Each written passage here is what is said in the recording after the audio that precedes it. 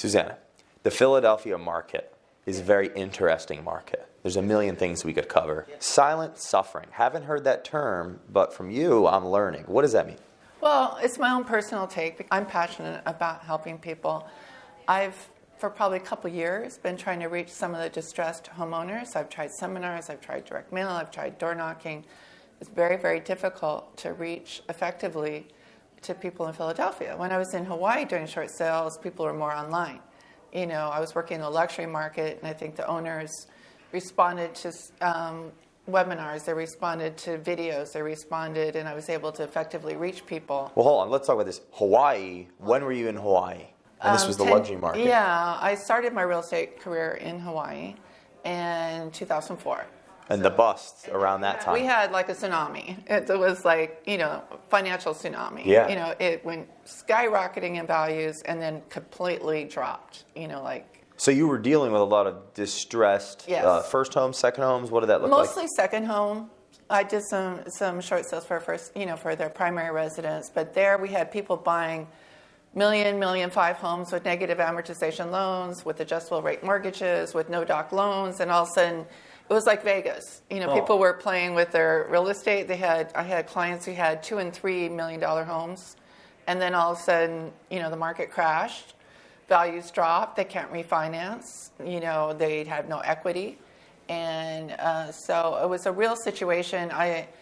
You know, all the surfers in Hawaii, right? So I saw the wave coming. I got into short sales ahead of the curve when other realtors were like, I'll never do a short sale. Didn't even know what it meant. I dove in, got specialized, and started helping people. And that market is mostly luxury second home owners.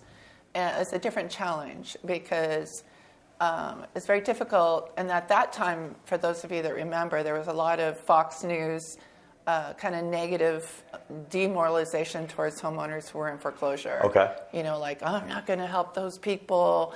Those like there's something wrong with like them. you're a loser. Like, you know, it's hard enough emotionally for anyone.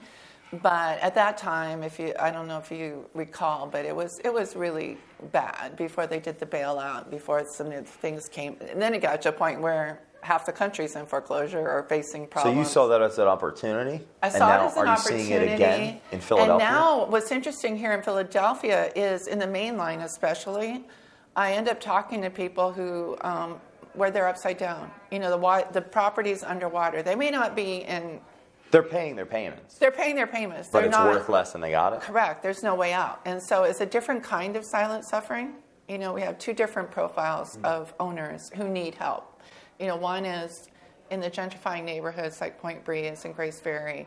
The older owners, there's often, as we've been talking about in this seminar, there might be equity there. I go to the auctions and I watch, and I'm like, most of the properties I see, they should not be at the auction. I know that I could help them if I could just get to them. What makes you so open-minded to learning? I'm passionate about helping people. Every time I meet a new client, real estate is just the vehicle.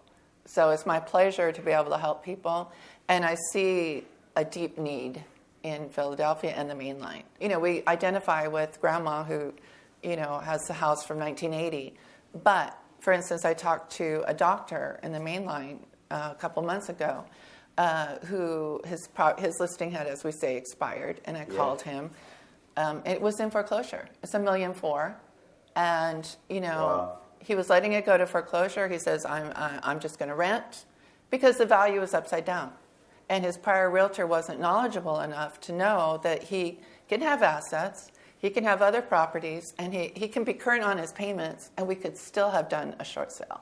We could have gotten him out from under that property, used the market condition as the hardship, which is what I did in Hawaii. I helped, you know, executives, I helped people with $1 million properties. So there's silent suffering. Just because someone, you know, is in the $1 million price bracket doesn't mean it's any less suffering. There's things that they can do to alleviate that pressure. There's options that they're not hearing. So my passion is to get information out to Mainline and into Philadelphia about options and solutions. Anyone watching this that's going through this or has a friend that's going through this, how do they reach out to you? You're very active on social media. I'm very active. What are your handles? Susanna Kunkel, Philly Market Minute, # Philly Market Minute. You'll find You're me always anywhere. doing videos. You know, my number's on Google, but, you know, you can certainly call me, email me.